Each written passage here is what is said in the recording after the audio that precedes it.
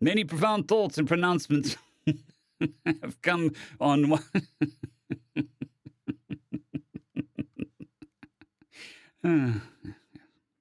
Greetings, ladies and gentlemen, and welcome to today's edition of Tales from Outer Space, where I take old stories from across the internet and read them for your entertainment. This particular story is called A Throne Fit for Royalty, written by Majestic Teach 6677.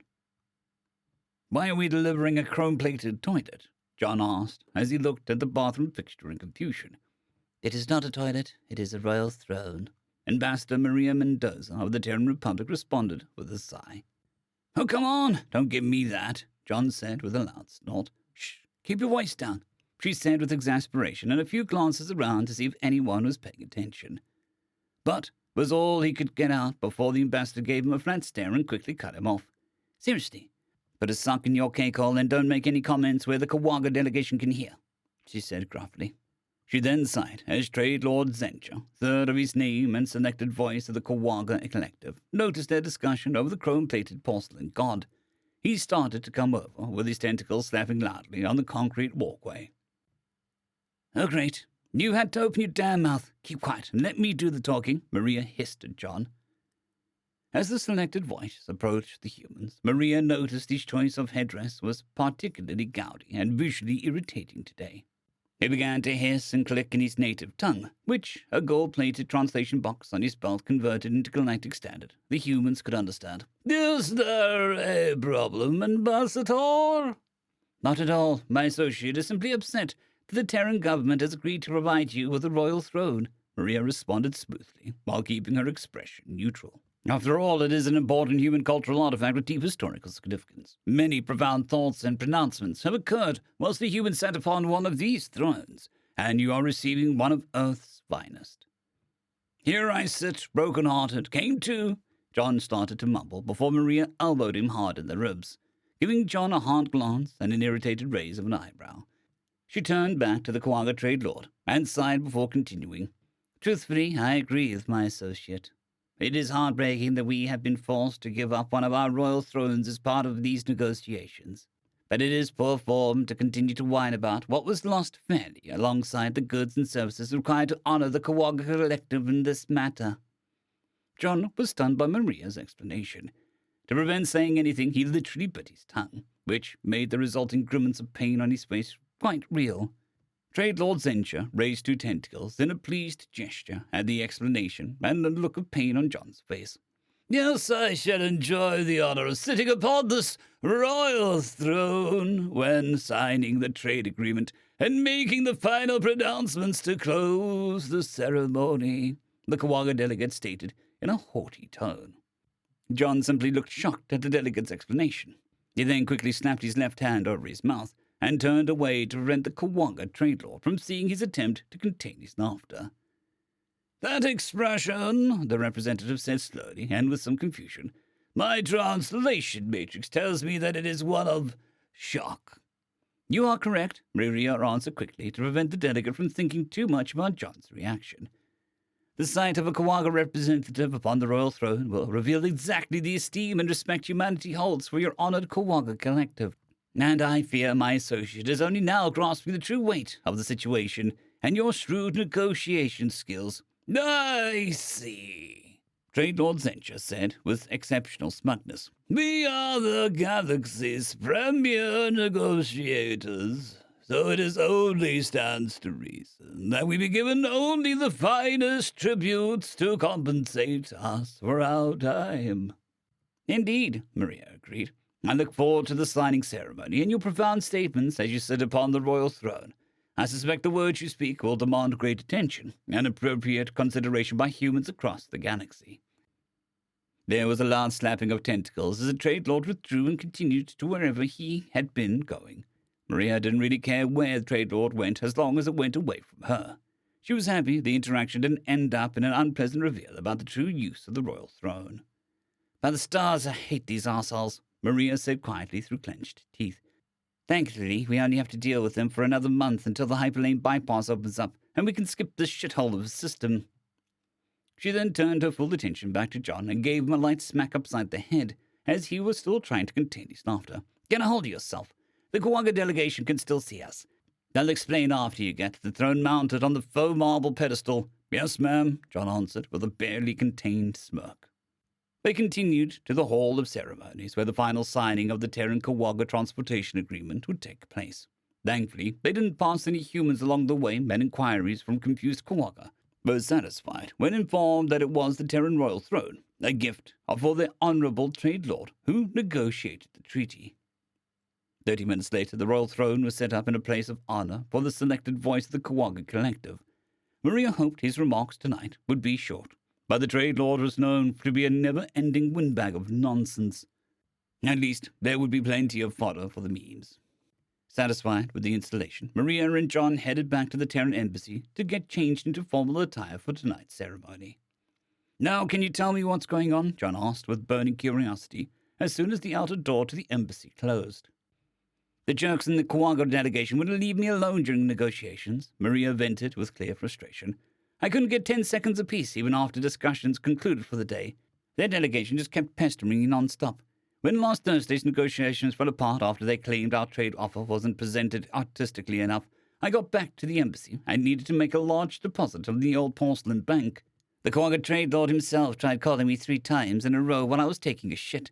So I finally picked up and told him that I was doing some thinking while on the throne, and I would respond when done. How did that lead to the chrome toilet? John asked, with his face scrunched up in confusion. The dingbat demanded a picture of my throne, a request I thoroughly enjoyed hearing while my pants were still down around my ankles, Maria explained. I was pissed off enough that I actually got up, took a picture, and sent it to him. I then insisted that he was disturbing an important cultural moment of an artifact of great importance to humanity. Next thing I know, he's demanding his own throne. You must be joking, John said. His face shifted into one of shock. I couldn't say no, Maria continued. He kept insisting, and it had to be better than the one I sat on, so I told him I'd try to see if I could get him a royal throne, but it might be extremely difficult. Won't they throw a fit once they find out what a royal throne really is? John asked, with a clear concern in his face. Who gives a damn? Maria responded dismissively. As long as you can keep your mouth shut during the ceremony tonight, everything will be fine. We just need one-time rights to pass through their system with the final shipment of materials for the hyperlane bypass. Our freighters will start moving the instant Trade Lord's pen hits paper, and they should be out of the Kawaga sovereign territory within a day. Concerned about the Galactic Council, they voted unanimously Trade Lord Zencha should get chrome-plated instead of gold-plated. It's not like we're the only sapiens who hate these pretentious pricks. Why the hell do you think we're building this bypass in the first place? End of story. Story number 2. The Problem with Time Travel, written by Ingletroll. Marcus Weiner entered the interrogation room, looked at the strange young man sitting in a chair, chained to the table. The man was muttering to himself. No, it has to be a way. Maybe him. No, that needs to. That him? No. What about Zugat? Temp. Zugat. Hey there, I'm Inspector Marcus Weiner. He looked at his file. You are a mystery. The IDs we found on you are definitely stolen. So why don't you start by telling me who you are? I am Kalis Humdesio, and you can call me Kalis. Not that it matters. Yeah, I'm sure, Mr. Humdesio. You know why you were brought in, right? Oh yes, I killed James Matthew Hayne. I really did you guys a favor on that one. Do you know how many people that bastard will kill? The man replied, and Marcus looked at him, confused. He was, 5 years old. You killed the kid. Why? For God's sake, why? And Kalis looked at him. His green eyes seemed manic, but the short black hair, slightly tanned skin, and casual suit almost made him look normal, except for the tattoos creeping over his arms and neck. He had seen pictures of him without those clothes and knew the man was covered in these tattoos and scars from stabs, burns, and who knows what. But from what he saw now, it was only those manic green eyes that hinted that, and his muttering, Because I know who he would grow up to be. Tell me, have you ever heard of a man named Adolf Hitler? No. Did you kill him too? How old was he when you killed him? Kalis smiled. He was 6. What about Lenin or Stalin? Wait, are you confessing to murders of kids? Yes, I did, and because of that, I stopped the war that would have devastated Europe in the 1930s.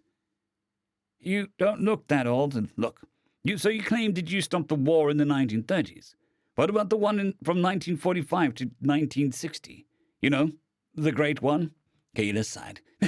Because I didn't understand the aftershocks. Then I thought that it was just nightmares. But now I know. I stopped all the wars that came after.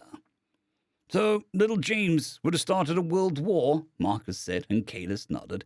Yes, he would have grown up and become a communist leader who would take over the southern states. He would have launched a war against Canada and the northern United States. With his allies in the United Mexican States, they would have managed to drive their forces north until the German Union would come to rescue. And that's when he launches the nukes.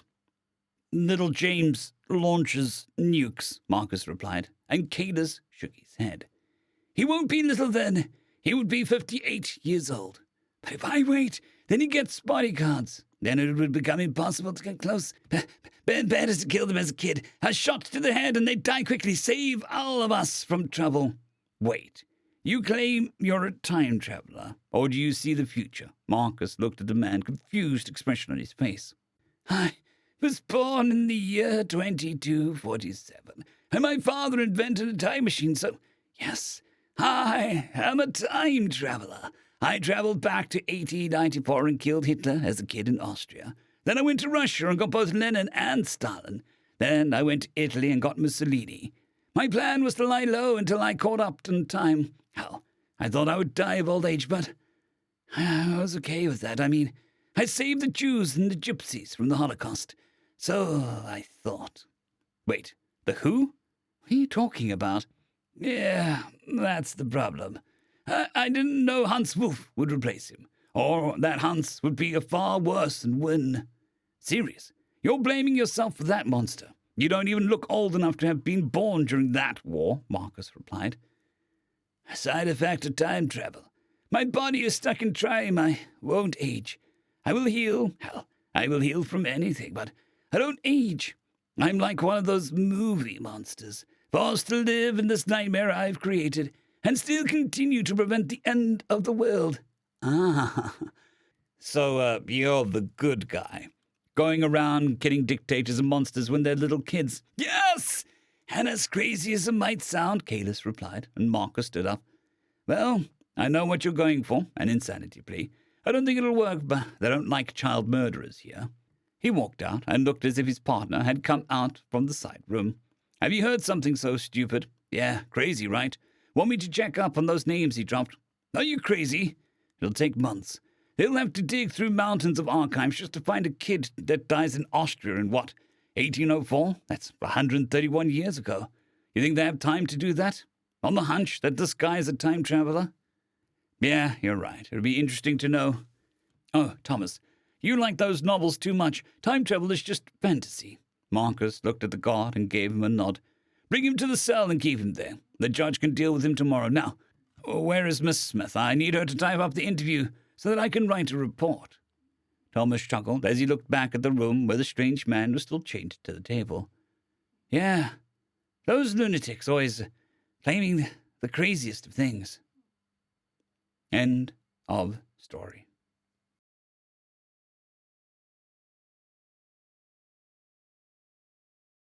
I'd greatly like to thank our Tier 5 channel members, Caspar Arnholtz, John Creighton, Manatharia, 050, Dragzoon WRE, and Elijah Silvercross.